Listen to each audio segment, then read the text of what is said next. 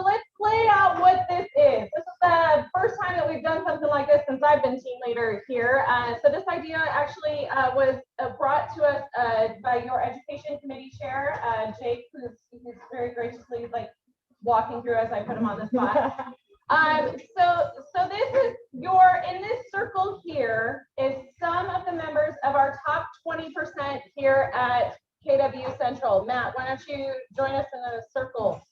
It's a circle of trust. It's a special circle.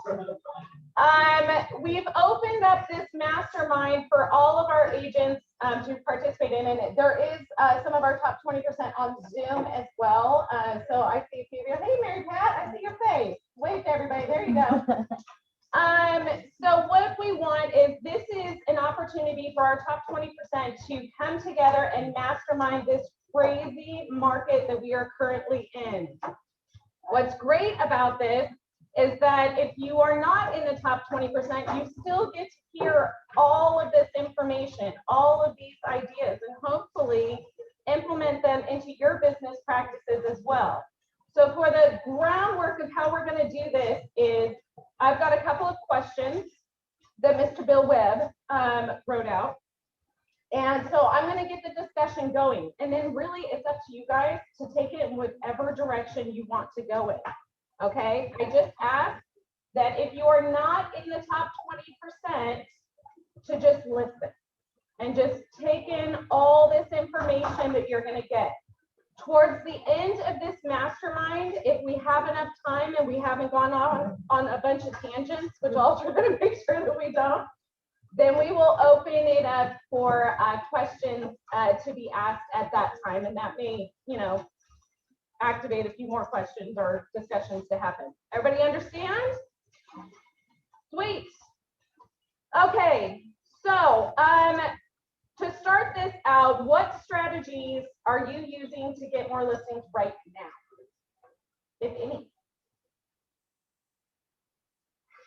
Keep circling the wagons. On your spear, anybody through fast time. And how are you doing that? Are you doing it through one-on-one? One-on-ones? I've even lessons on social media, all one-on-ones. Even like Ryan was saying, like the last year that needs to be personal. Okay. Has anybody been doing Popeyes? Yeah, a lot of Popeyes. But are you using any certain tactics with your Popeyes? Are you bringing any special gifts or anything that's getting everybody's attention in particular? We have a stack of Girl Scout cookies. I wonder where those come from. Yeah, because of the way the Girl Scouts made us order bulk, so we have a stack of those. So I just, whenever I go out somewhere, yeah, I know who else I've sold out to in the area. So I just take a box of cookies and say, how's your parents? Yeah. And that's done well because everybody wants cookies. Everybody loves those cookies. Yeah, but it's a good way to get in front of, it starts checking in on your back family, have some cookie going. And it's not necessarily ready to sell, but just being there and talking to you. But everybody is appreciative of it. So I wear a mask. To take it off, but if they like it, I can take it. And I think, and being about whatever their mask is the way to have it. Have you been tying things together with certain holidays? Like, do you have a set, like, okay, for this holiday, I go around and do Popeyes, or is this just randomly throughout the year? This is just because I have to go to Scout. So I'm trying to. That's why you walk the halls so much. Yeah. But no, I mean, if I'm going to Wiley today, then I've got 5 souls in Wiley. So, but I mean, it's really just, ring the bell on a card that's your plan.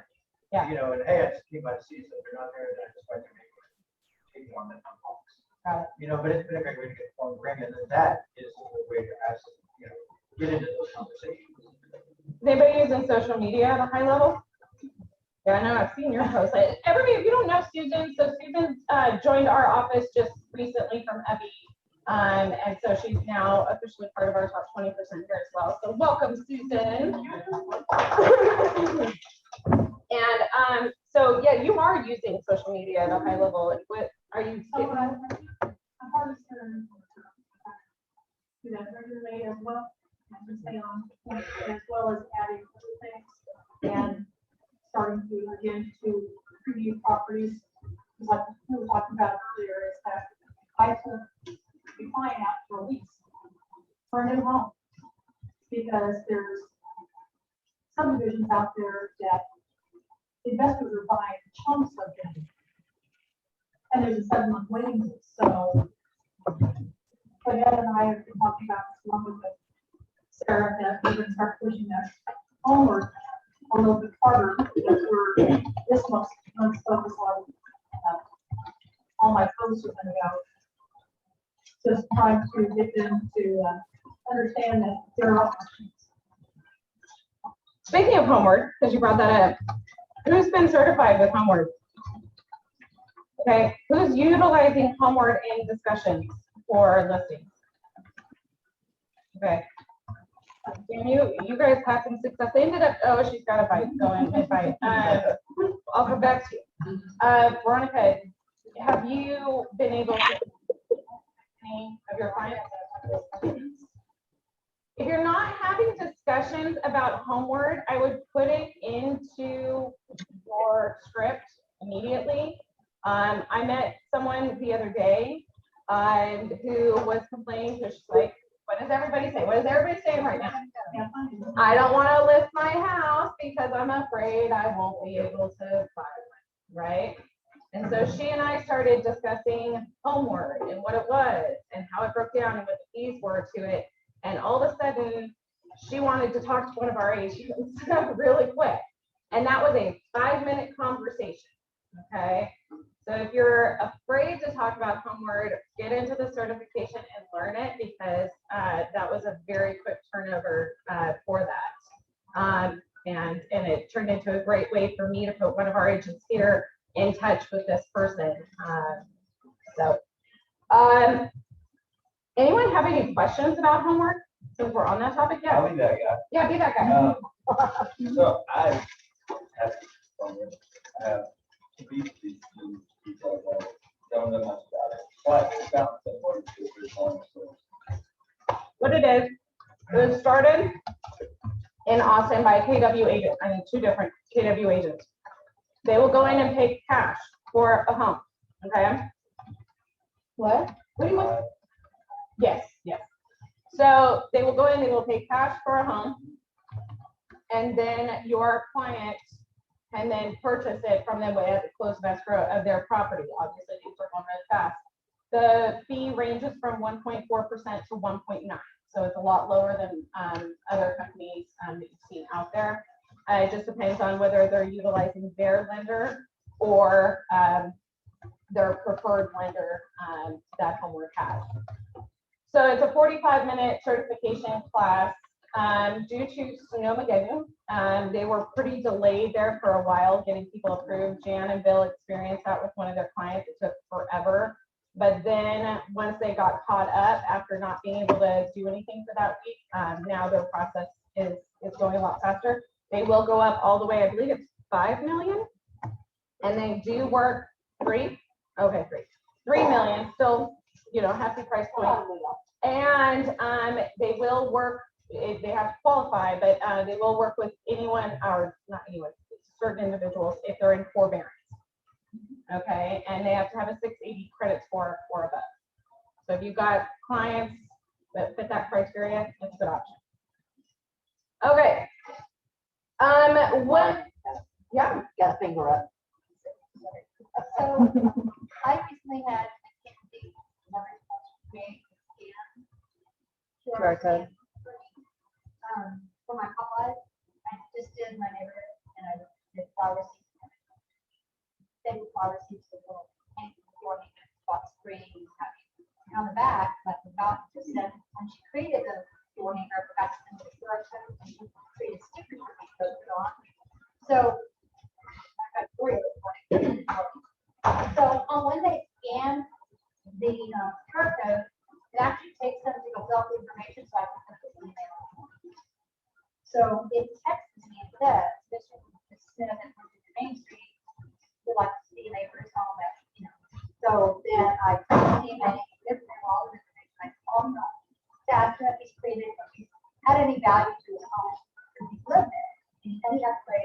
copy that, I'll figure out for you stuff. Then explain to him what the data space was. And then I need an invitation to see how we create something that you guys are home and our value. Then we can put the numbers together and create what the price was. So I'm getting segments from my neighbors, from these door neighbors, structures that just can't. So there's the image and so you have to say, but the create that opens up the style. You created them. Letting page. Great, yes. It's automatic matrix. Yeah, it's just matrix. It's all about TMA. Yeah. So you Who knew that Mackenzie could create a QR code for you? Did everybody know that? It takes like, yeah, okay. Well, if you didn't know, now you know. Okay, good. Is that the cloud CNA? Okay. Speaking of the door hangers and going after listings, we had a farming class last Monday for Millionaire Mondays, and we got into discussion about the farm that Bill recommends. You know, with it's part postcards, it's part door hangers, events. The discussion was so good, and there was so much enthusiasm about it, but we had one response coming back multiple times. I want to do a farm, but I don't want to have to do it.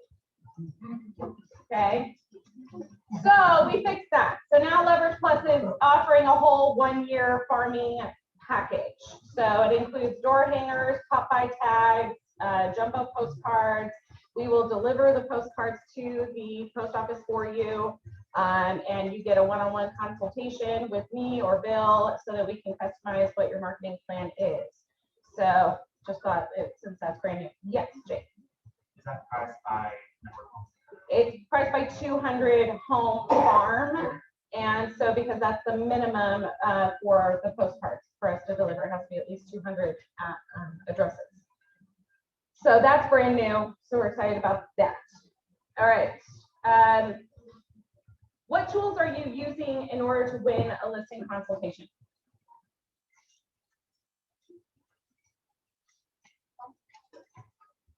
You guys are such a talkative bunch.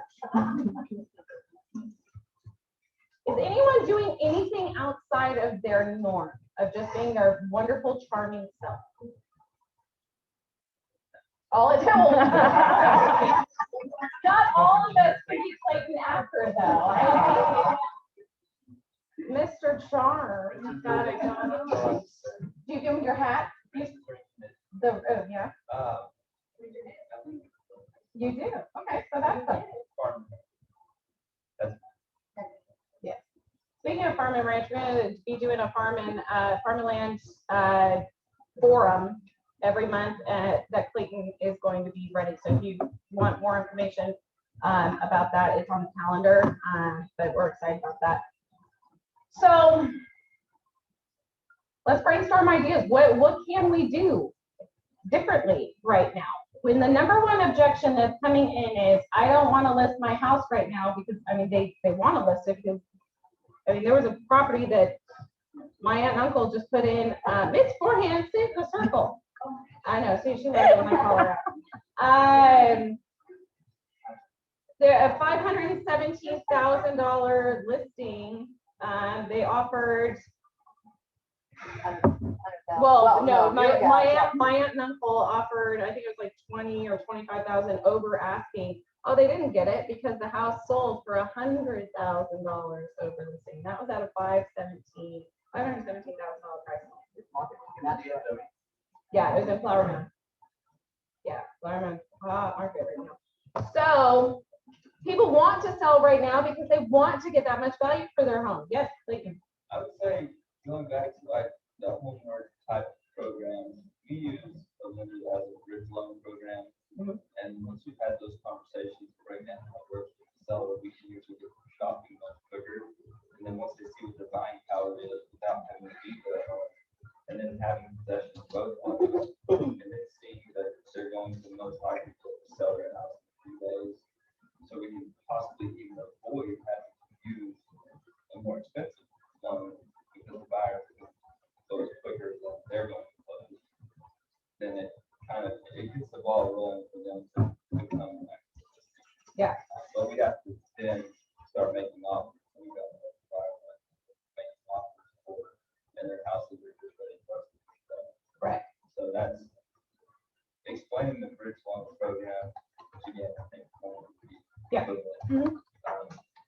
explaining and understanding that, to have that option to provide to yourself, or just going to help get them.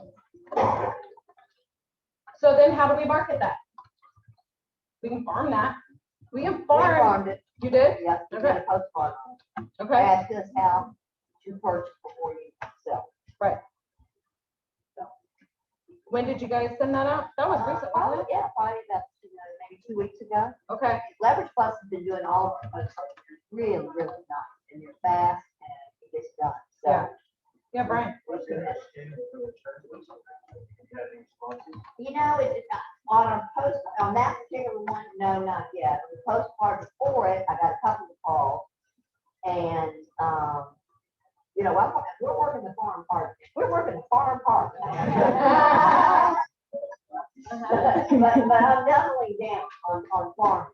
You know, I've got past months and then we're really doubling down on farming. You know, we even went to the HOA Zoom meeting last week. So, you know. We've been doing a similar farm, but with the internet.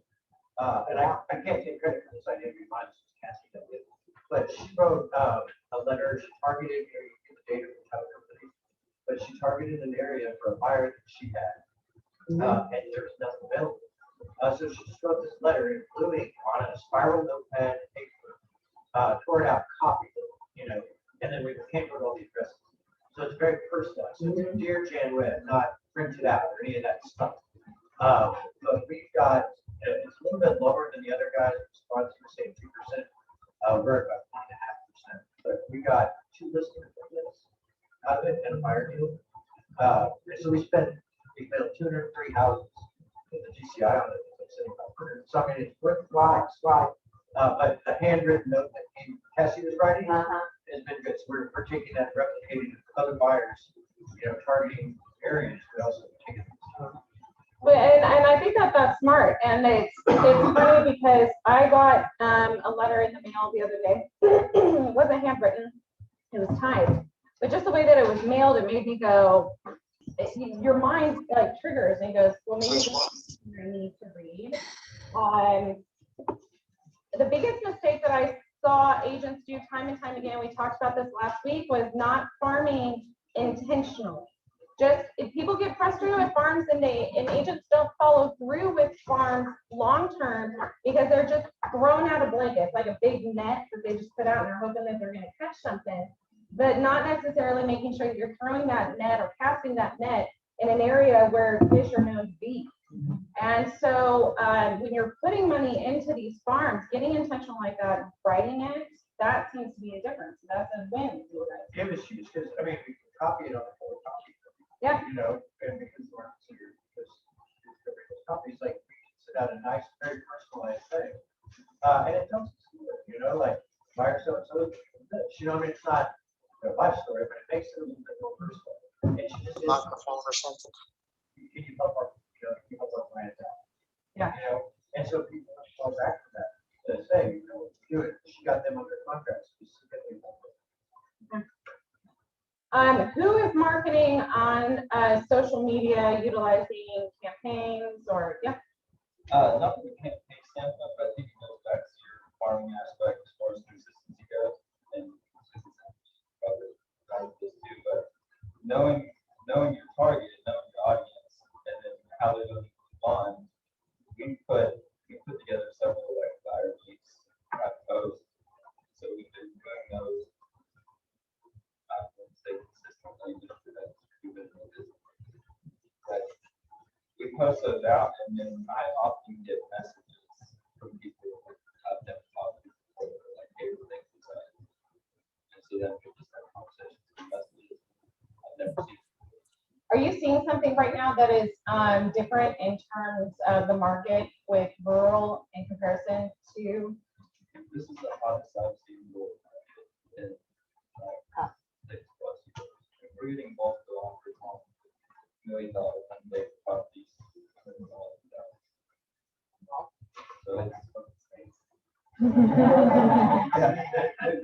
it's still growing. Is it investors that are looking to develop or? Yeah. And developers. Yeah. We've had conversations with people on the developer side speak Chinese? No, they spoke.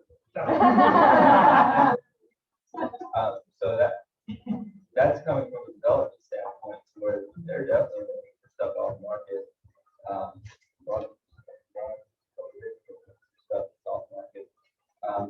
So that, from a development commercial standpoint, that's taking place. I don't think that a whole lot, unless I really understand the development concept. But the rural and recreational side of it is, it's getting up there. Yeah, I could see it with all the people that are moving here from out of state, as darn Californians that keep coming out here. Sorry, guys, it's not my fault.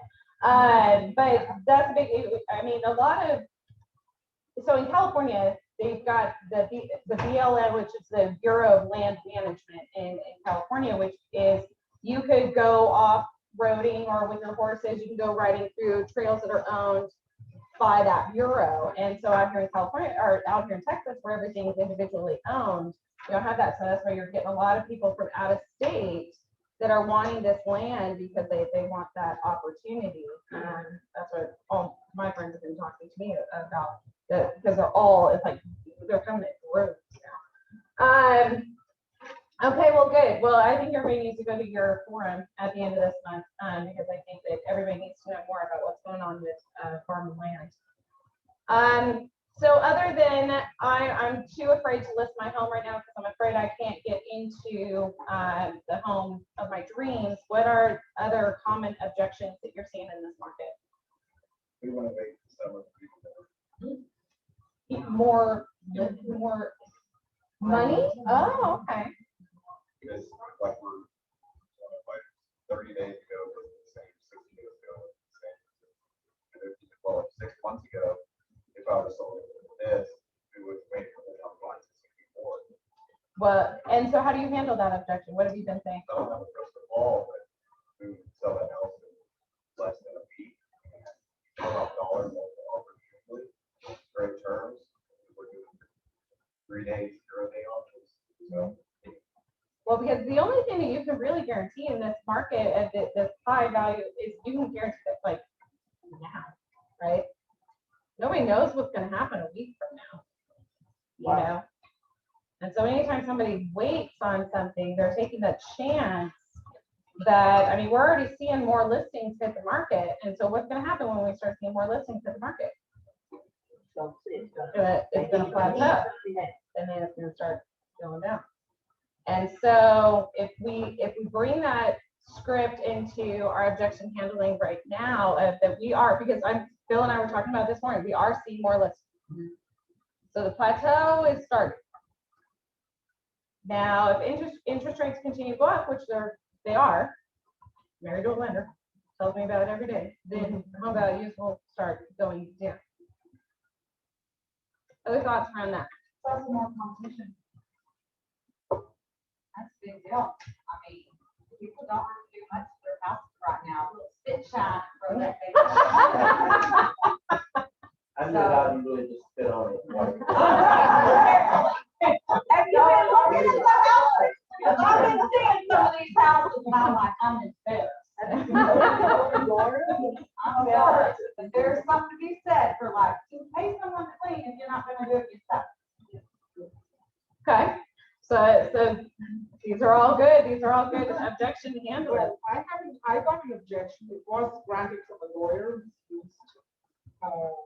Like a $500 services tax, $850,000 house list.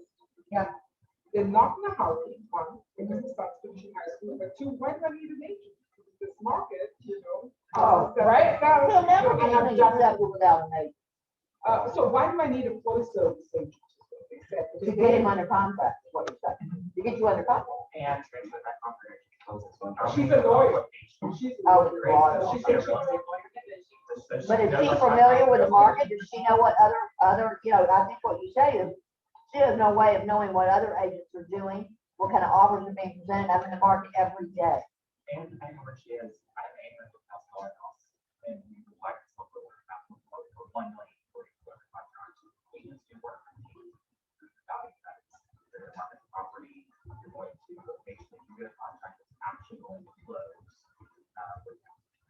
Appraisal issue, often she'll be a lawyer, she'll be a real estate. Right. That she's a professional and so are you. Now, Brian, I wanted to just follow up on that. One thing I've been saying is, hire a real estate broker, look, she doesn't even like it. You know, so many people think they get something on their own. To some extent, you're like, yeah, you sign the article, you get committed right to contract. But from my owner kind of standpoint, how do they know and can demonstrate that they're participating in their housing stuff? Meaning, if I come in the door and take them to the door, and so then everybody down the line comes in the door, you know, like, how is that transparent? Like, I can see what they can see, because they discriminated against me and they discriminated against them. You know, like, all of that stuff, like, that broker, we show that, we need to talk about that value. Because, yeah, if they hire someone for $1 sure, but that broker is still sharing the responsibility. But from a buyer model, 3%, you know, one's for the market, one's for the broker, one's for your liability. You know, you don't like that, we'll see it. You know, but that's the one and only thing I've been able to say that people don't have an issue. you know, you bring up a good point that I want to piggyback off of really quick. You brought up the 3%, right? I've had some discussions with some newer agents that are getting into it because they're feeling the pressure of the 1%, right? Or the discounted, and the questions being asked, well, can I discount my commission? And so why is it more important now than ever that we do not discount our commission rate?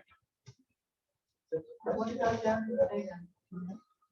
That's the exception. Are you guys having that discussion? Are you having clients ask you to discount your commission? Buyers. And once you have that client, they're gonna realize what it's like their preference. Anybody that refers to, they're gonna say, oh, we gave me a great deal. It's like one transaction. Think of how many potential lifetime transactions after that person. Right. And the other thing, I don't know, we all have professional ethics that we follow, and you will get, I've got what I call staffy agents, you know, that are offering the discounts to them. Don't worry about it. And I've got this person who I'm trying to promote myself as a professional, and I'll go to her and have an agent B that they, you know, they do 20% or 2%. Like Jake said, you got to make a bread and butter, that's right. If not, you have to fertilize that. And that's where the script comes into play. You need to leverage plus everything. Contract flows that liability too. I never feel like they're there. I have some clients that do things especially with money ones. Just saying that really know why you should get paid that. And I always say, you know, if I'll give up my money that quick, and that doesn't look good on me and that's my fiduciary. If I make more, I want to make more from you, but also make more for me. And that's why I want to feel expression from you in different ways. Marketing, I will play for consistency of team. That's what carries that conviction. It's right. Saying that 3% off the service, and also that person's going to give up their money. That's great. I'm just handling it right there, Brian. You never gonna. My default answer is always everything in real estate is good. So if they ask me that question, I say, sure, let's talk about it. And talk to another agent that may be a better offer. And that's usually say yes. And said, well, I'd love to talk about that. You know, did the agent leave you anything? And usually they don't, like, they'll just dump what they bought, right? So I pull out the comps and in 100% of the situations that I've been on in 2021, when I pull agent A's or agent B's comps, I can look at it and be like, I'm doing it for 1%. And I get my little marker out and I circle all the errors on it. And I'm like, so this person's cool. And you can pay me 10% and I can sell more than this. But we finally think have a listing coming up this week. And the other agent walked in the door with 20 solds and they were none of them were prepared. And I was like, this is why that guy's offering this, because he's an idiot. You know, like, want to hire the idiot? Go ahead. You know, you want to hire not an idiot? Fine, I'm ready. And every time, you know, they suck. But I think it's getting context around what it is, you know, and what they're willing to do. And also, you know, like asking, just because they ask you a question doesn't mean you have to get that answer. You know, like go back and ask them, great, how many homes have they sold? You know, any good agent, like I learned that from a little team, any good agent will tell you blah, blah, blah. You know, whether or not that agent knows to say that or not, like, you just set them up to be an agent. You know, so any good agent's gonna be able to come in and show you how many homes they sold last year. Did they tell you that? Oh, you know, the average agent sells 8, right? Like, in a year, we sold that many last month. So, it's a no, but it works every time. Jan, you guys are. Well, I just think, like, when you're talking to buyers, you know, they need to understand that they may have all the money in the world, but if they've got an agent that's not good, it's not going to do them any good. And a perfect example is a listing I have on the market right now, and the multiple offers, and we said noon deadline today. And about 10 o'clock this morning, I get a text from an agent saying, "Did you get my $500,000 offer?" Nothing when you sent the offer, no text, no phone call. Well, her client had written a letter to my sellers, offered more money than any of the other offers that we got. But you know what? I might have executed it then and never known that that offer was even there. And what a shame for her clients who really wanted the house and took the extra steps of writing the letter and doing all that stuff. So I think you stress that, you know, this market, buyers or sellers, you've got to have an agent on top of this. And that's physical contact too, making sure. Exactly. Because if we're coming up on auction, we haven't heard anything, depending on what side I'm on, is when I'm gonna start going, hey, to the other agent, making sure. Yeah, we're just like the phone, we're gonna be making sure all those deadlines are met. And everybody knows what's going on, so it doesn't lock anybody into something that falls. Right. Well, and just the fact she did not contact me to let me know she sent an offer made me doubt from the get-go. So the next thing I'm texting her back going, does your client understand what the appraisal waiver is saying? And now I wouldn't have said that in most days, but I'm saying it to her because I'm like, I'm nervous that she's not a good agent and that she said, you know, here, this is how we get a house with them not knowing what, you know, what they're signing. So. And if they're doing that way early, even before you're under contract, whatever, they're sloppy early, they're gonna be worse and worse. Well, in fact, my client came back today on this multiple offer situation, and he said, should I be concerned because the agent didn't put exclusions? And I texted back, no, this agent did put exclusions. She made 2 other mistakes, but that's the other thing, guys. You know, I've done this 20-something years. I go over and over and over contracted, over and over and over my offers to make sure I haven't made a stupid mistake, which can easily be done. So I had, one this weekend came with 9,000 option fees and $200 earnest. I hate to say it was a Keller Williams agent, but it was a Keller Williams agent. But hey, I said, it's a new 1 to 4, you know, these things happen. Wow. See how that goes. Yeah, it's a new form. I mean, I'll still send you off. Correct. well, exactly. And I look over to that, and he looks over mine. So speaking of. Yeah, you accepted that, right? Accept, and then hold it in. Say, oh, We well. thought about it. Speaking of buyers for a second, so has anybody experienced what I've been hearing a lot of rumblings of is that these cash offers are accepted and then all of a sudden the cash just isn't there and they gotta go and, you know, get a loan? Anybody seen that? Bill, you were telling me about one that you heard about, right? Yeah, there's been a couple that we've heard rumblings about. Everybody's hearing that cash offers is where it's at right now, right? Cash offers. And so, you know, being, you know, really pushing to be considered as that backup offer because they're seeing more and more of these cash offers fall out. So, Have you seen the amount of back on market? Yes, I'm wondering if people are writing multiple offers and just throwing it out there and then picking which one they want. Because there's a bunch that come back on the market every day. Because they're pulling off the market, it gives them the opportunity to go in and like set aside, which is they're playing this game, which is not fair to the rest of No. us. No, because you turn down a bunch of other offers for yourself. right. Or you're gonna hire up. Well, that helped a little bit, wasn't it? That'll help you win offers too. Right. I've been on the other side of that too, where I've had this was back. Where I was showing, I showed a buyer 67 houses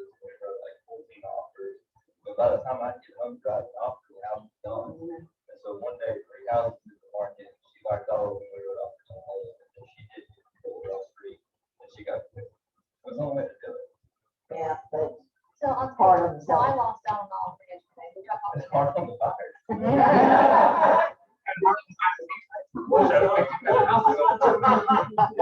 Did anyone pay part of the No, a bill? seller has to pay We ran that vote last month. I'll tell you this. A couple of years ago, we wrote a check to an owner because one of our agents wrote an offer with some cash offer. And it was actually a hard money. So the agent considered it to be cash, right? Nope. And the owner of the property gave James a call and had to get it hurry. And so we have to write a check to cover a small mistake. So if we got buyers that are thinking about doing that, what cash, and they don't need. we need to talk.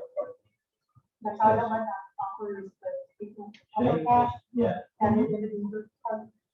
you write an offer that is cash, and you want to convert it to a loan, that can create big issues. So just make sure you're getting some advice on that before you jump in the fire. So I lost out when I bought my car. After I was going to cover. And when I reached out to the agency, when we were making decisions, well, you're the top three. Call me, not talk to me, let me know. Tell you why. This is a high. This is just a little bit, here's what they chose. They submitted property, all this submitted. Oh, yeah, everybody's expecting it now. I don't want to do that. They have them for it, I'll sign it. Yes, if you're willing to do it. I don't want to do that. You may never get her under contract. Yeah. Well, I had one, like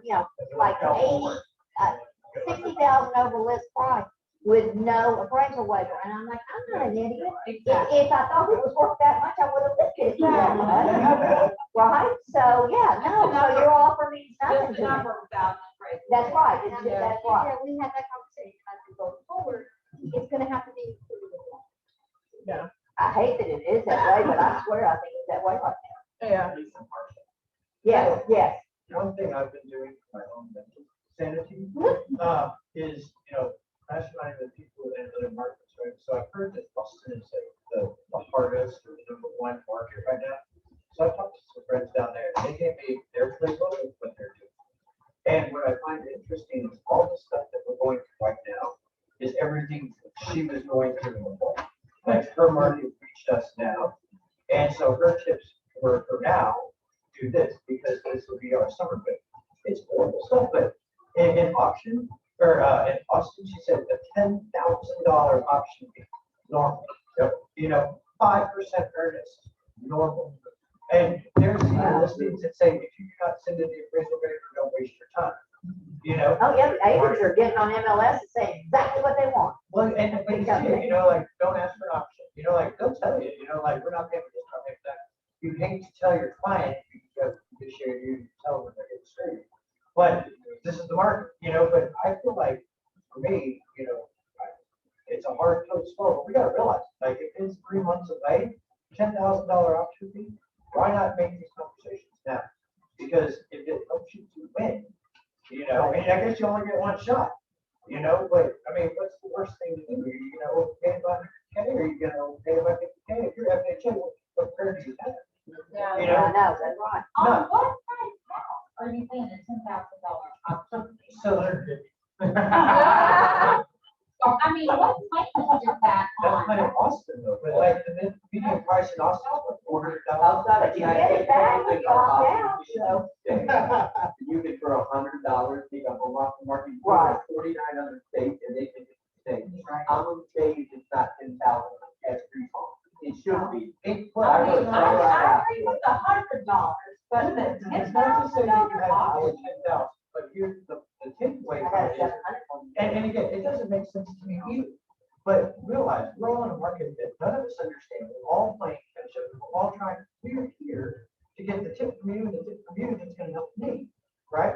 And so this is just that thing, like in Austin, like if you don't have a prayer for less than 6,000, and they used to be like us a year ago, 2 years ago, it was $100. There's that rubber stamp, $10, 10 days for $100. And it was 200, 250, and something like that. So curb it, but I mean, if you offer 1,500 on an option, would that knock your socks off as a listing agent? Like it might for me. Yeah. You know, what if you offer 2,000? Here's the conversation with the seller, you know, or to the buyer, like you're gonna spend money on appraisal and inspections, all these things anyway, you know, and set it up, like going in, you need to know, like they're not gonna fix nothing. You gotta work real hard to make sure that you covered all the bases, because if you miss something and they're out, when are they gonna get it? You know, but I mean, you got one shot in a lot of situations. And so if you offer 2 or 3% earnest money, great.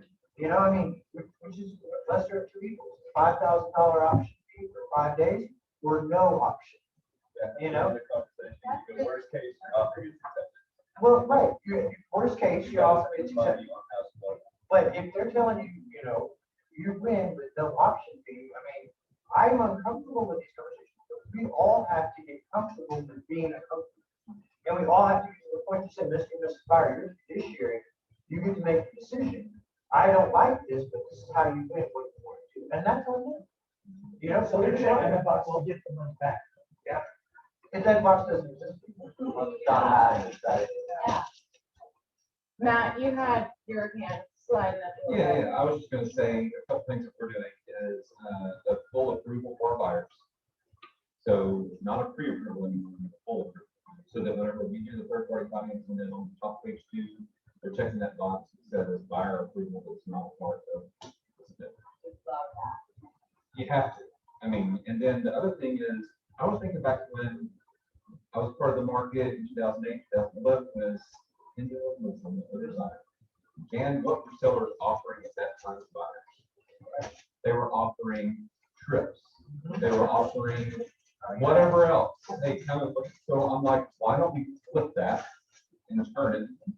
So we're putting in our offer, like, instead of $3,000 more for the price, let's do $3,000 credit towards the seller's moving costs. Yeah. Do something else that would be, think outside the box. So Stand out. what else, Yeah. well, whatever that number is, but just put out there, hey, we're willing to pay this for something that you're gonna have to be out of pocket when you sell your house. And make that a part of the offer. I like that. So, well, who's the agent that did the weekend trip to your hot springs for Los That's Angeles? what I'm saying. I was listening on Siri playing Fire, Airbnb in Mexico. So she, as part of the offer, they wrote in my client was Right. Yeah, So it's like, you know, What- what else? do you Like, I'm calling James, like, part of my contract, like, what am I doing that? What did James say? Yeah, it was a long story. Get it out of the contract. Galleria Gold. Interesting. Yeah. I actually did go and they don't do that. Yeah, I had somebody that would pay, the buyer and seller commission and, all of those. But I've learned more from talking to the agents that I've not gotten to talk to and just asking them like, what did we do compared to everybody else? And I mean, just having that conversation, that's helped out a lot. That's what we've done. We've called, yeah, especially whenever we felt like we had a connection with the agent and we really felt like, okay, we think we have a chance on this one, like we think we have a shot. And then we didn't get yet another one. And you know, they really, or we thought we made really incredible offers. And so, yeah, and then we just asked them after.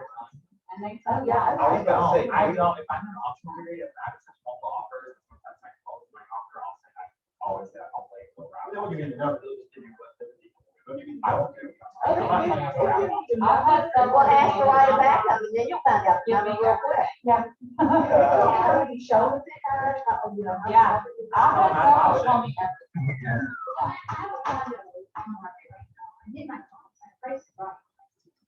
2 days later, Rick looks at another listing where I paid $1. I'm not looking for it $220. He looks at it as $199.99. I was worse.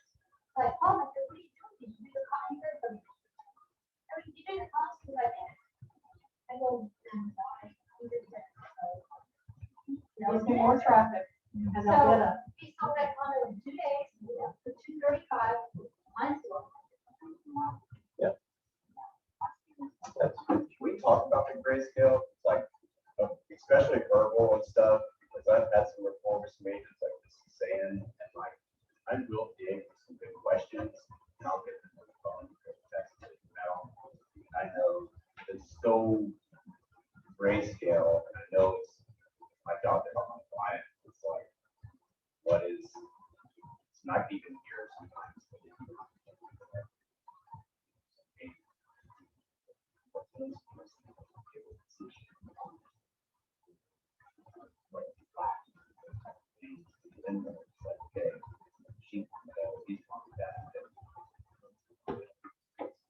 You know, from a legal standpoint, you got to be very, very careful if you're listening.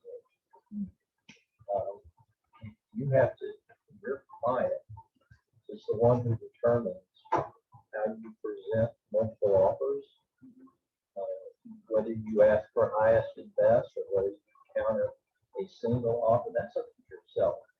It's not up to us as agents to, oh, hey, Mr. Seller, I got 10 offers. We're going to go back to highest and best. But it's a question, not a statement. Okay, so make sure that you're, and so divulging information to somebody who's put in an offer, I think you got to be really, really careful.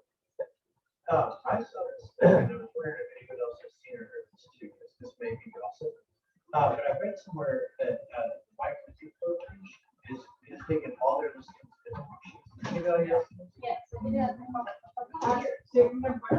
Everything is, well, the way I understood it was that they had this form or something that every seller signs that says we will disclose every offer price. They've been doing that for years. Oh, I didn't know that. They had an auction side, then they had the regular listing side. And Yeah, now- not. Now it's like, oh, Yeah, now, The way I heard it though was, if I call you, you're Veronica, you have the offers on page, you get my highest is 550. And Sarah calls you, hey, you know, say I make an offer 555. Sarah calls, oh, I just got my 555. You know, so the seller has said, disclose the price to everyone, such that if everyone at the table were to call, she would give a different answer as the offers came in. And because we don't have distillation clauses here, this is that side way to do that, but that's what they're doing. they have to think, so you can just go on and we'll see what they're at. You know, if they do that, they have a lot of hearing tests. I don't think so, but you definitely have to have the seller's permission to do that. I'll check into the It's just an interesting dynamic, you know, I mean, if it goes out like that, we need to get ahead of the curve rather than behind you. The owner buyer wants to make an offer and you're in an auction. You know, like, how do you know? You know, it's eBay in the last 5 years. They cut it. You know, the one thing that Brian brought up, yeah, the one thing that you brought up about Austin was where we are today. They were there 5 or 6 months ago. This market's going to change, and it's going to change rather quickly. I was just on a regional call. Listings in Collin County the first 10 days of April are up 27%. So there's a lot more inventory coming to the market. Is there enough to satisfy the demand? I don't know. But at some point, buyers are going to quit writing checks for $100,000. We're going to run out of those guys. Really? well, and that's what you guys sell. First 10 days of April, 7% listing right market. Well, exactly, and do you want to wait until there's, 40% forward to put your house on the market? That's what I'd be pushing out. With the We've got people that want one. to wait. We've got one. She's been talking to them since November 6th. And they're not quite ready. Not quite ready. Not quite ready. And what's going to happen? I have one since October. Oh, there you go, you got me big. But mine are really sweet, mine are really Yeah. Well, mine are. But what happens when they finally become ready and the markets change? Right. Right now, they're winning. So this class thing, right, everybody's here today because they want to learn how to get their offer accepted, right? And how to Okay, 'cause that's why, and I'm checking my phone, because I have two, look at this, there's Judge Judy tapping her hand, and the little rascal still tapping her here. And it's across all different price points. I got one at 800 grand and one at 400 grand.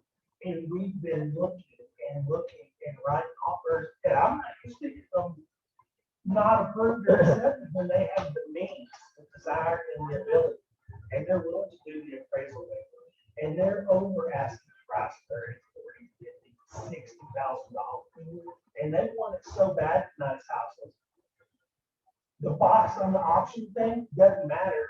Waive an option, no repairs, no contingency.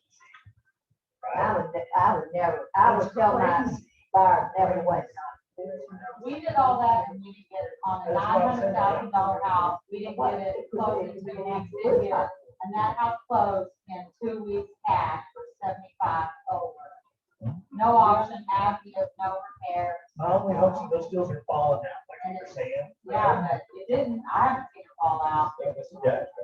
Yeah. So, I just wanted to switch it back to your comment, about the market is changing, and I'm interested, what's the KW from other locations? Like, we don't know, just because there's, 20% more listings first week of April, like, that's hard when you're like, oh, I'm in the desert, there's 20% more rain, like, there's still no rain, like. So I'm curious, like, are we on the seller's market for the remainder of the time? That's what NAR seems to think, or is it gonna change? Because I personally feel like I'm struggling to understand where I am, because and so if we're gonna play the 75 game, like, let's talk about that. Listings are gonna come back. Well, then do we need to have that conversation? Like, I just need some help because. Well, I think, That's the point. well, you've got to understand, there's a lot of things bringing this thing all at one time. You've got builders that can't get construction materials because of COVID. So they're having trouble getting appliances, windows, and hardware, and lumber prices are going through the roof, and all of that stuff. So, and now they're on allocation. So new construction is almost out of the market at this point. So now you're trying to go out and buy a house that is 2 or 3 years on it, and the prices are going up like crazy. And one of the reasons that buyers can do this is because of interest rates. If you're going to buy a house today at 3% interest versus a year from now at 5%, what's the difference in the monthly payment? And so a lot of different things are driving this thing. I would guess that we're going to be in a tight inventory situation at least through this year and probably well into next. But it is going to get better. I don't So in the mean meantime, how do we get our offers accepted? Now, Because if you're FHA, first time buyer, sorry, right? this is not a market for FHA. You do social media posts, right? And say, hey, I've got a buyer who's looking for this. We've had a couple of our team members make that post, and Amy messaged me this morning and said that she has 11 people who reached out from her post and said, we've got something similar, we've been thinking about selling, and so they're off market, right? So current. So I think you just got to be creative. You've got to do things that you normally wouldn't do. I mentioned earlier about the moving costs, paying the buyer agent commission, whatever. This is what you got to do. The other thing is having a hard conversation with the buyers and saying, look, maybe not the lease for you. I mean, just renew the lease or do something else until it does sell a year from now. So. Okay. Oh, that's.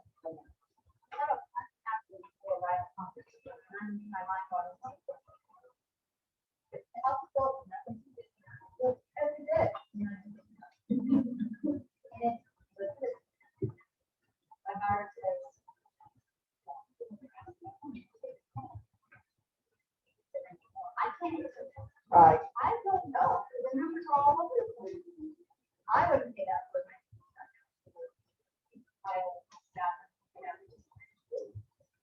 now in this situation, I think wants this house, and it's going to, that's going to be your call.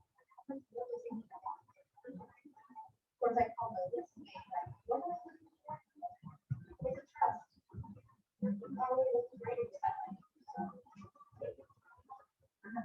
And the comps are all over the place. That's one thing, it's pretty. What are the creative tokens are?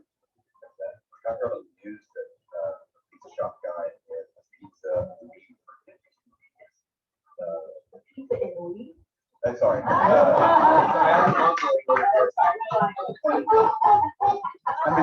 That's getting creative.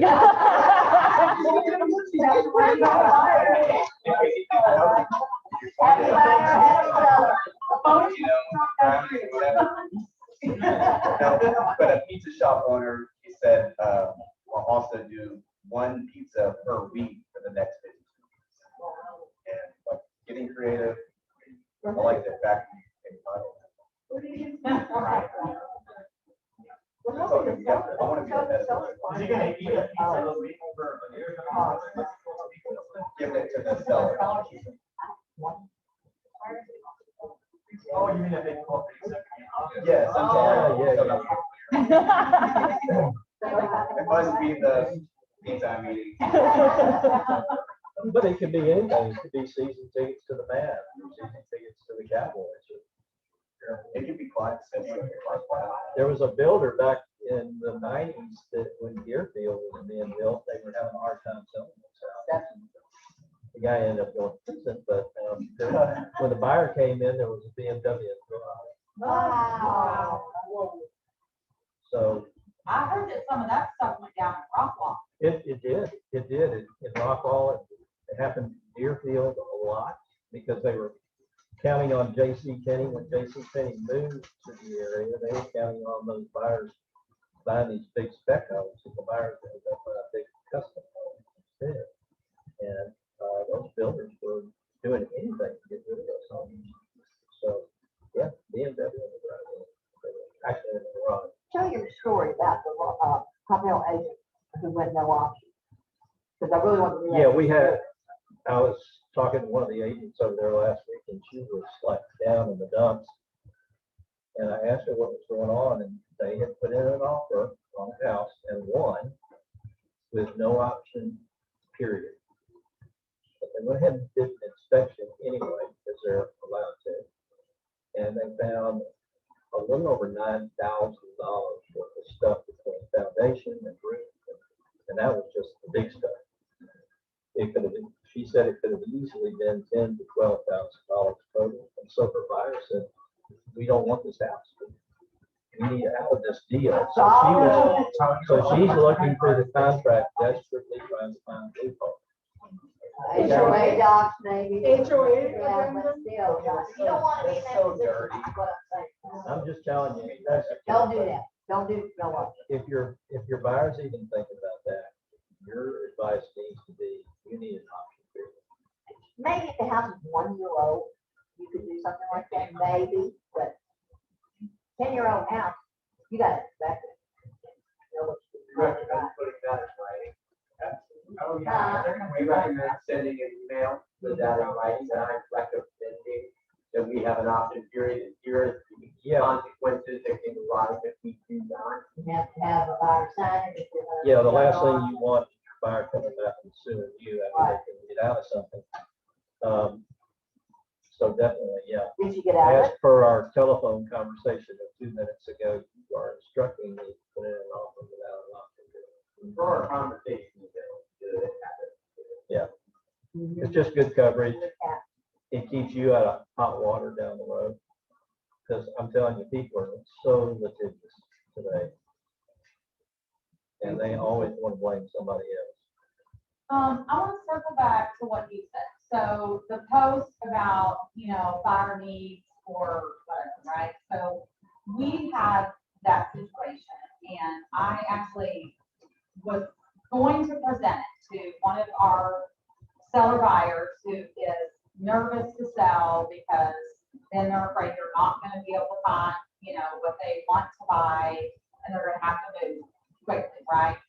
And I have a buyer who can't get them under contract for what they want, and this seller, like, they will love their house, like it's perfect for them. And they would let them stay as long as they wanted. I mean, it'd really be ideal, right? But then there's the conflict of, okay, if I did not put this person's house on the market, they could potentially, I don't know how much money they could end up Yeah, you gotta be getting for careful their with that. house, Yeah. right? Yeah. Because I have no idea what buyer is going to come look at that house, and with the crazy offers that we're getting right now, what insane offer and Right. appraisal guarantee I might get. And You by end up not being putting sued it, by that. exactly. Yeah, yeah, you gotta be careful about that. Bill, are you saying that, they're all, being constructed right now? Oh, they're being constructed, but they're not being sold. The builders are basically limiting 2 a month. For most builders, they'll sell 2 houses a month. Because they're built out until a year from now already. And so they're figuring they can sell 2 to 3 homes a month, depending on the builder, depending on the neighborhood, to keep their crews 100% full all the time. So they're holding back. They don't have the resources to build They're any not selling faster. lots. Right. There are some lots, I just quoted the 100. So they're selling a lot. It's just the buyer has to be ready to wait until October, November before they.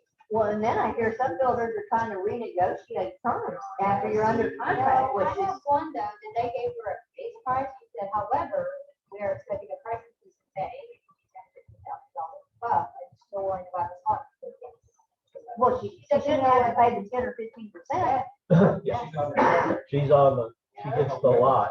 She seals up the lot, but she doesn't seal up the price. Wow. I've got a call there, Lucas, it was 800,000. And we signed in November, they still haven't started turning dirt yet. And they got a letter like 3 weeks ago saying, cost of lumber's gone up, we're increasing, we need a check for $16,000 before we proceed any further with, starting your house.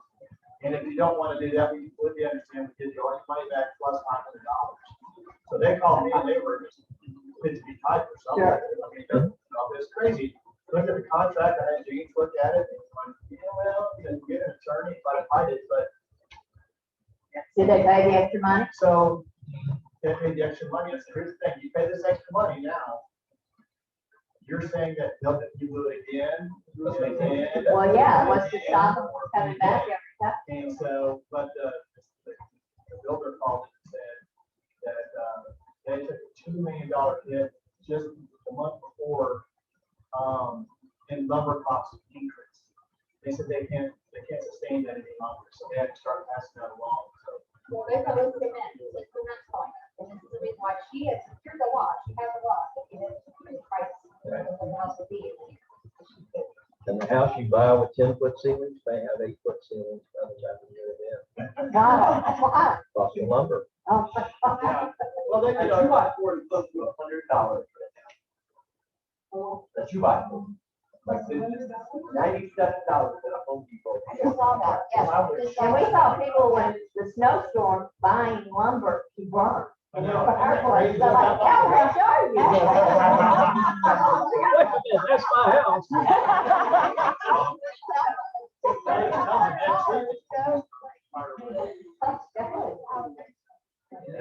Wild woolly.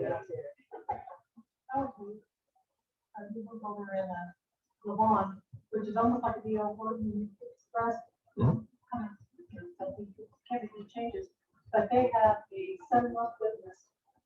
And if you're on the list, then they just, as they get permits, they put what houses are on there. So if you're on house S, they call the top person for the house. If they're opening up those lots, they're not opening up until the house is free. The person has 2 hours to respond on whether they want the help or not. If they don't, they call the next person. Doesn't harm. Huh? No, this is Express Meadows. You can definitely use that to advantage, like that client, been in an neighborhood and 4 or 5 years, you're still building that neighborhood, is the ideal time for them to cash out. Otherwise, it's great. Yeah, I mean, I mean, that's happened back to getting this $800,000, $800,000 house. To get in that neighborhood, there's a 300 person wait list. And so if you actually, we even talked about this house in October, but, talking to the salesperson, so we're, she's like, oh, I can actually match this off the list. So that's an. yeah, it's a good way if you can get off market listings like Light Farms. We had some clients that wanted to buy Light Farms and they thought new construction, well, that was out. We couldn't use the builders to call us back, much less give us an appointment. And so finally we started making offers on these 2 and 3 year old Darling, Highland, whatever the builder was. And the prices went from $450, they jumped up to $525, then $550, and the next thing you know, it was $100,000 over the list price. And it just knocked us out of the market. We couldn't get, and we just happened on a Saturday to see that Shattuck had a model that they were putting on the market. And we literally called the agent, she actually picked up, and we went over what the contract had, and she got 3 offers that night after our guys left. It's just crazy what's going on in some of these areas. But, So, Evan, you were the new bill that was a client. You got it off. I've seen, I can't remember if the other was, I saw they looked so bad. I dropped it. On a spec? There's the background markets, and there's 24 hours resident down at all their communities. Yeah. I know you know those are. So the day the new construction happening, the multiple offers.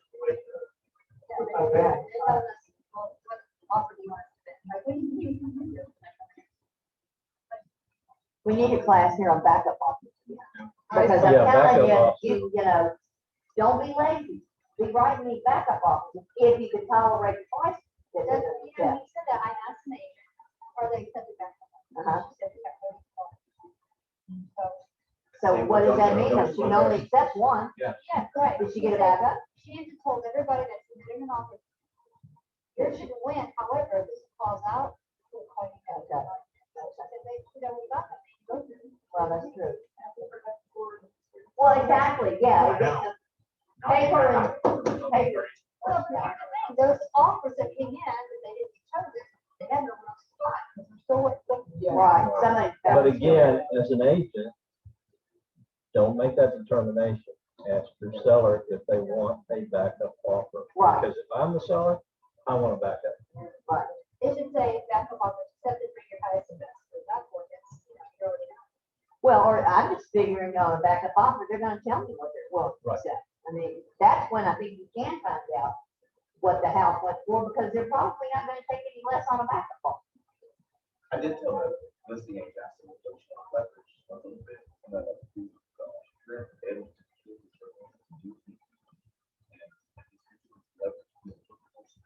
so that client, hey, you can have that back right now. Put full pressure for his position. It worked.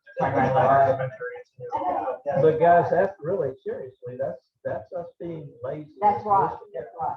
Instead of doing our due diligence and our fiduciary responsibility, make sure that our client is protected. And if they instruct us not to take it like that, that's one thing. If we haven't had that conversation, we should not be making a determination. Hey, I got plenty of offers, because those buyers could all go somewhere else if they want. To Kyle's point earlier, though, is if we took a backup offer today, and it's an escrow that goes through and sort of almost close and it doesn't close, did we do something bad because in 30 days that price could have gone up? Could they not have had a better function? Or it could go down? Well, yeah, it could go down. I mean, aliens could blow up the very small too, but I mean, and I'm with you. I advocate that. That was my main idea. Backup offers on my side, but on the seller side, when you have 30 of them, you know, like. Really, I mean, is that? Right. really important? Well, it's not as important, you're right. I'm just asking. They feel like, you know, for sure if it falls out, put that in the market, you know. Yeah. If your seller's under contract to buy another house, I would want a backup on. I'd want to know that, hey, for some reason this guy flakes out during the option period. I don't have to worry about putting my house back on the market. I know that I've got a backup offer and I can still move into my new house in 6 weeks. Typically, when it goes back on the market, you don't get as much traffic because it is an individual. That's right. Well, Because So it when goes you on say market. backup offers, someone said, put on the MLS backup offers accepted, or do you?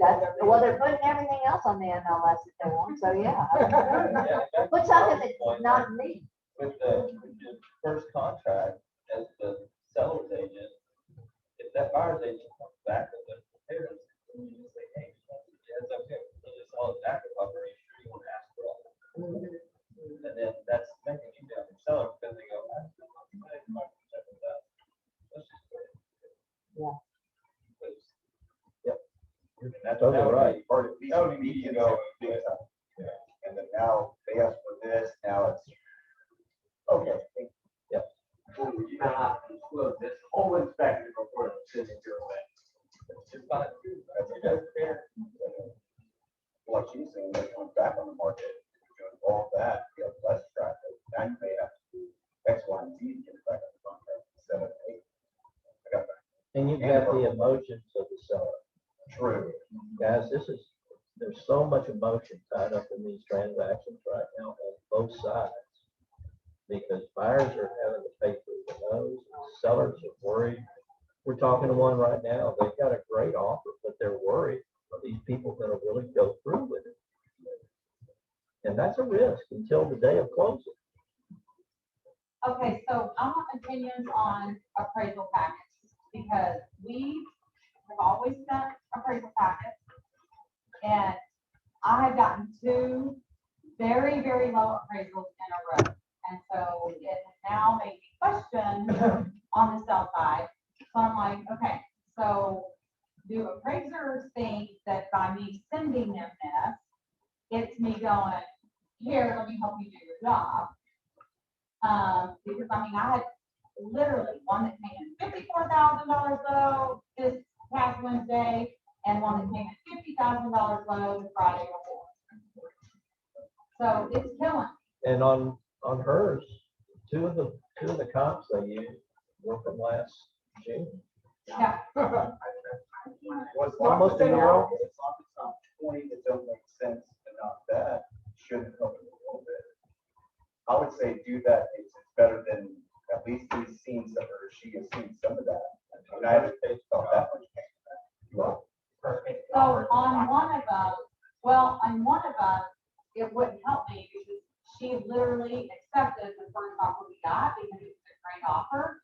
And because she got beat up as a buyer on the buyer side, when she was trying to get offers accepted. And so she didn't want to do that to someone. And so the first offer we got, she was like, well, why should we wait for that? It's not like partial, but we had to meet list price. Right. And we didn't even get there. How low list price? Oh, it's low. It's 32,000 below my list price. I mean, it's a terrible price. You know, when a buyer's agent says to you, you know, let's say their client pays 30,000 over, and the agent will say to me, well, you think it'll appraise, right? And I'm like, well, if I thought it would appraise, I would list it for that. I mean, you gotta use your head. But that has nothing to do with what you're saying. I mean, and I had the conversation. Because I am 100% transparent with everyone. Because really all of our people, we're relational. We get, our business is 100% referral. So pretty much everybody we do business with, we either know or have been referred to from someone we know. So my business is very different. And so I am very transparent. And I tell them, listen, this will be tough on the price. And, you know, and on this one, I mean, we really only pushed it by about 5,000. And that's 5,000 is nothing in this market, right? I mean, well, the lender ordered an appraisal. That's good. Yeah. So, really? Okay. I actually, I wanted to have 40,000. And they, it should have the first appraisal that can be used costs from.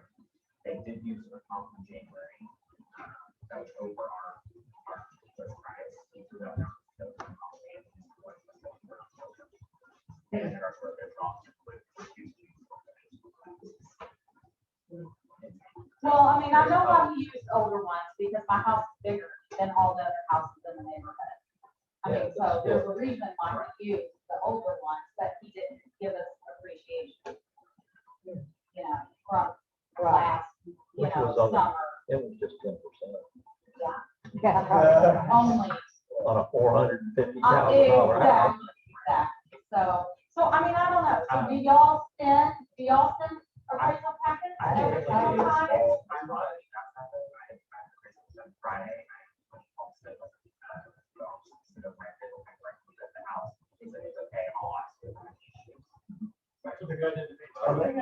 Because I don't want to see your other offering. Okay. Everybody else. Here we go. Don't waste my time showing you all these. Exactly, I was gonna say, I've been putting page 1 and 2, but an appraiser really can't use that for knowledge. Because it has to be fashionable, it has to be in the past. So in about 30 days to 45 days, they're gonna have some new knowledge. Yeah, they were. Okay.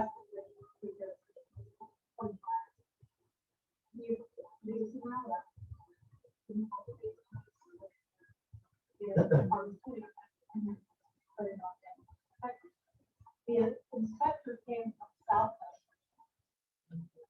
And then was interrogated with The appraiser. the appraiser, with same age, only updated, they were the ones that were basically reconstructed because as long as they have the implementation. And out of the neighborhood, created this, I actually talked to the woman. But, yeah, it's fine. She said, find some of your comps, some of your, reasons, and I say, what is it? Well, we've had those situations, but that's this is different. Yeah. I mean, we've disputed plenty. We've got plenty of low appraisals before that we've disputed and they've come up in value, but this is like a whole different situation that we're in. I got a couple times where they're not even bringing out the appraisal. Oh, you know, I learned this. So my homeowner said, so it wasn't, so the appraiser didn't actually go out. So the name of it, so the appraiser, whose license number, name and number and information who it is, it's a man. And it was a young female who actually went to the house. And he scheduled it with me.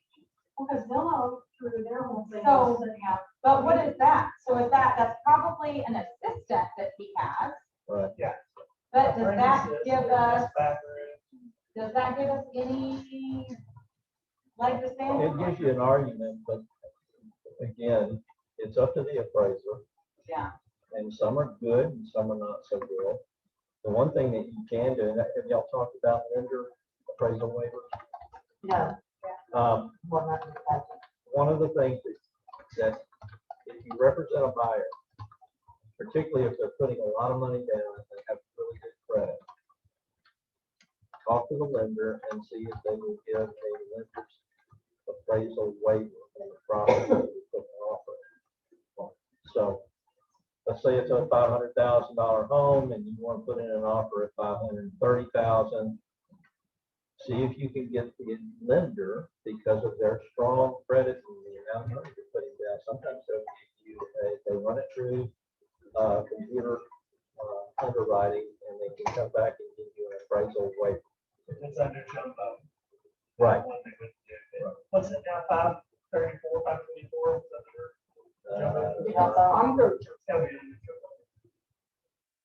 Yep. On the listing side, are y'all doing that for listings you think it's gonna go higher and you put on the list? Transaction docs or you stay? But door to door, it's probably. Thank you. That's a separate topic. Oh, I'm sorry. This is buyers that can qualify to have. Okay. Okay.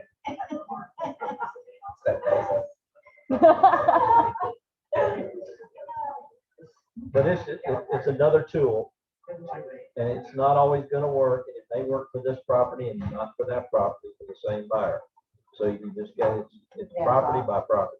Well, they'll do drive-by shit, and that's scary. Everything's been updated, everything's all new, color windows, this, granite, da, da, da. Okay, no. Go in, go ahead, go in. I'll get you there.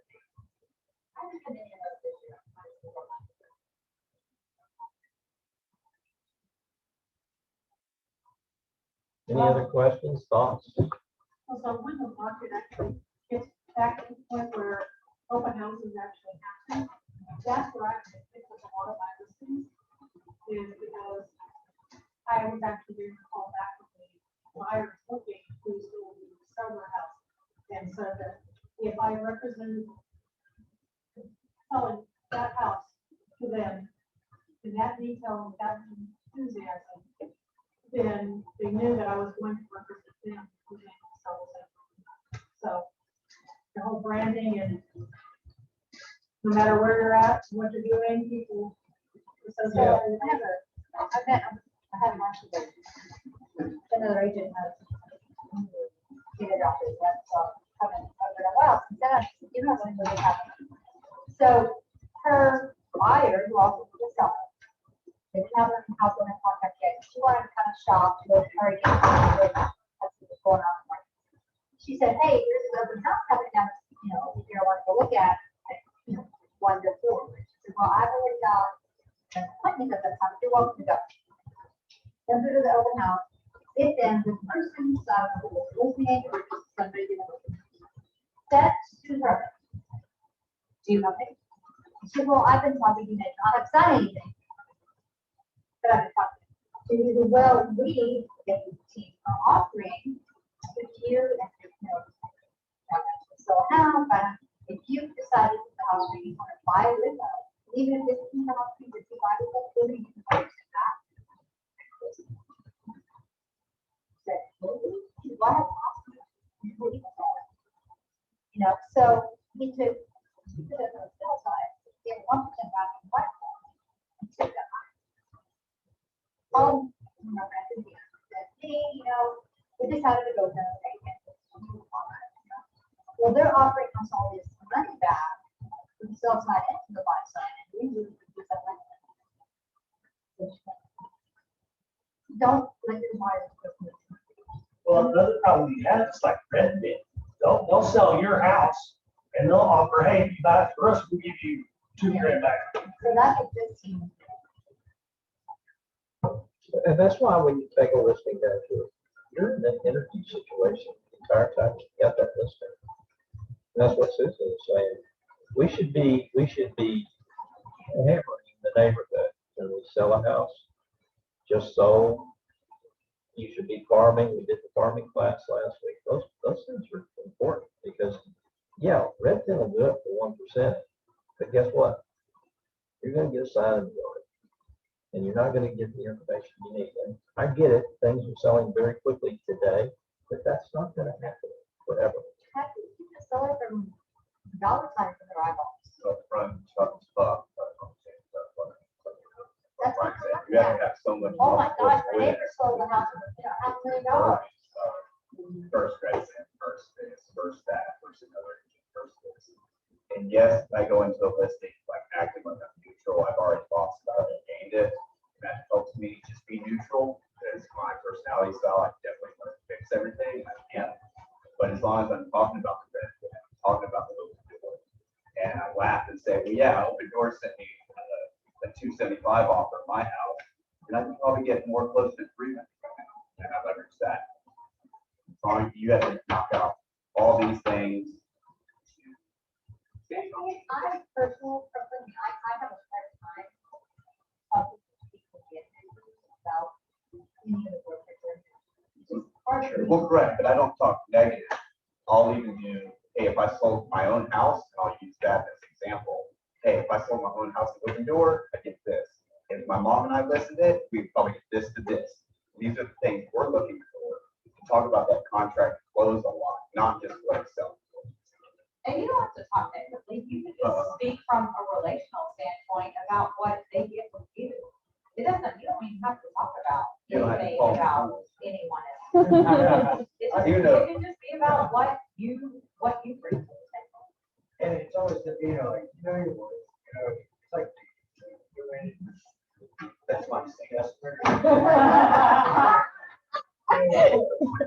but I was on where I was at, and they called me back, and I ended up getting this last year.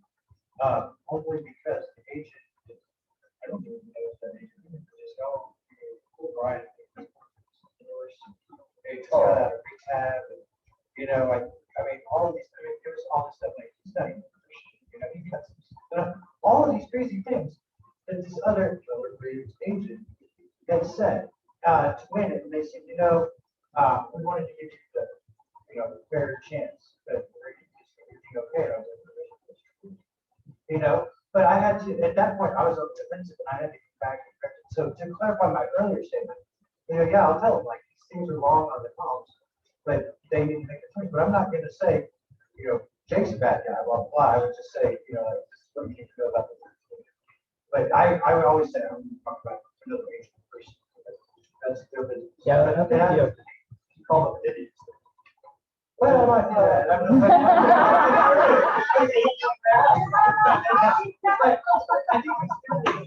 You turned in, it's subpar work. You were a C student, you know, like, that is a true statement. Your comps are flawed. You should not hire this person rather than like, man, that Kendall guy, a little bit of this. You know, like, exactly. That's what you gotta do to win that. Like, I don't know.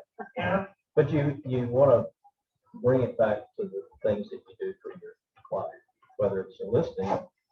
We've got multiple listings, multiple offers coming in on this property. And you're going to want an agent that goes through every offer thoroughly and understands the contract extremely well.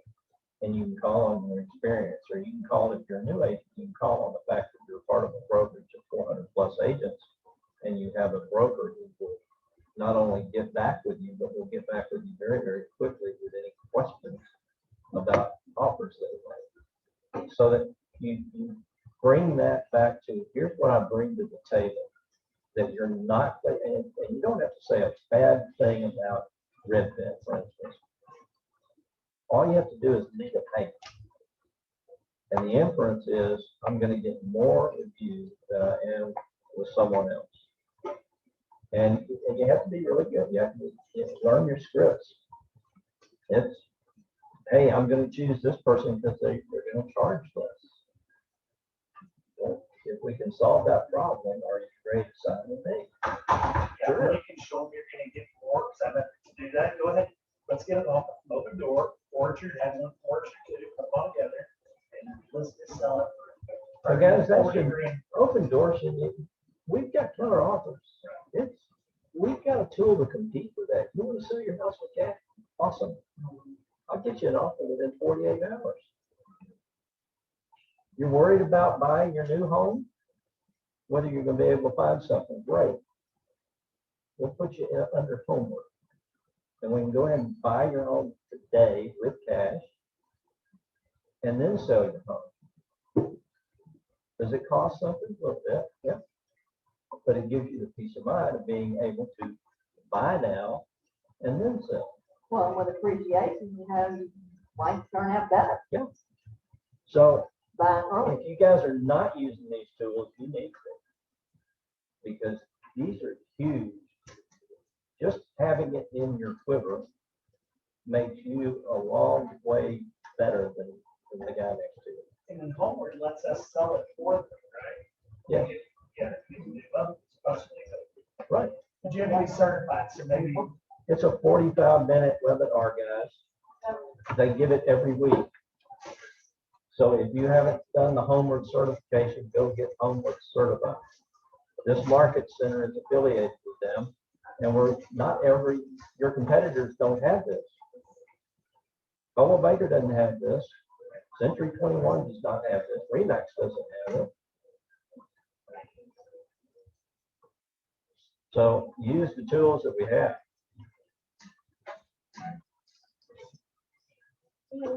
All right, I think we've exhausted this thing. Thanks for coming today.